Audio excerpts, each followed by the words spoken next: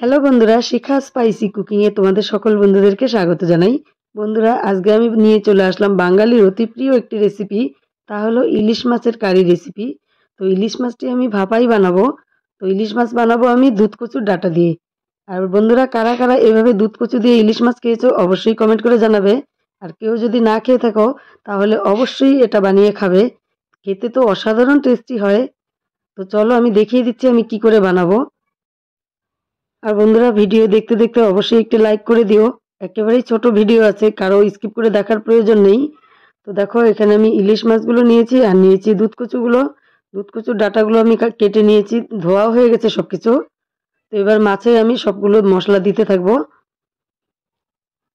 তো প্রথমে আমি দিয়ে দিলাম দুধ কচুর ডাঁটাগুলো।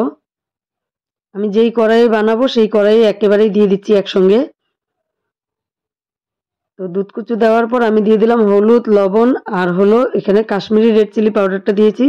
তোমরা চাইলে কাশ্মীরি রেড চিলি পাউডারটা নাও দিতে পারো, তবে দিলে কালারটা বেশ সুন্দর হয়।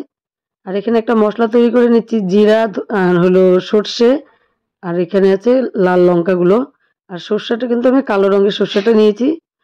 তো একই সঙ্গে দিয়ে দিলাম। এবার দিয়ে দেবো কিছুটা জল, যেহেতু পেস্ট করব তো জলটা তো অবশ্যই দরকার আছে। তো জলটাও দিয়ে দিলাম। এবার সুন্দর করে একটা পেস্ট করে নিয়ে ফিরে আসছি। দেখো, পেস্টটা করা হয়ে গেল। এবার এই পেস্টটা আমি দিয়ে দেব মাছে। সবগুলো উপকরণ একসঙ্গে দিয়ে দিলাম। এবার দিয়ে দিচ্ছি সর্ষের তেল। একেবারে খাঁটি সর্ষের তেলটা দিয়ে আমি রান্নাটা করব। তো সর্ষের তেল দেওয়ার পর মশলার সঙ্গে মাছগুলোকে খুন্তি দিয়ে ভালো করে মিশিয়ে নিচ্ছি। কারণ কি, পাকা পাকা লঙ্কা দিয়েছি তো, যার ফলে হাত দিয়ে মাখতে ভয় লাগলো। তো আমি হাত দিয়ে না মেখে খুন্তি দিয়ে মেখে নিলাম। এবার পরিমাণ মতো ঝোল দিয়ে দেব। তো বন্ধুরা, এখানেও তোমরা ঝোলটা যেরকম দিবে সেভাবেই রাখতে পারো। আর অবশ্যই দুধ কচুর ডাঁটাটা দিয়ে তোমরা খেয়ে দেখবে, এতটাই টেস্টি হয়। আমার মনে হয় অনেকেই খেয়েছে। তো আমিও খেয়ে দেখলাম, খুবই টেস্টি। তো ভিডিওটি তোমাদের সঙ্গে শেয়ার করে নিলাম। তো দেখো, একটা থালা দিয়ে ঢেকে রেখেছিলাম আমি মোটামুটি 15 থেকে 20 মিনিটের মতো, গ্যাসের ফ্লেমটিকে কমিয়ে দিয়ে। তো 15 থেকে 20 মিনিটের মতো ঢেকে রেখে তারপরে 20 মিনিট পর ঢাকনাটা খুলে নিলাম। তো এখন পজিশন এরকম আছে, দেখো তোমরা। আমি আরও 1-2 মিনিটের মতো জাল করে নেব।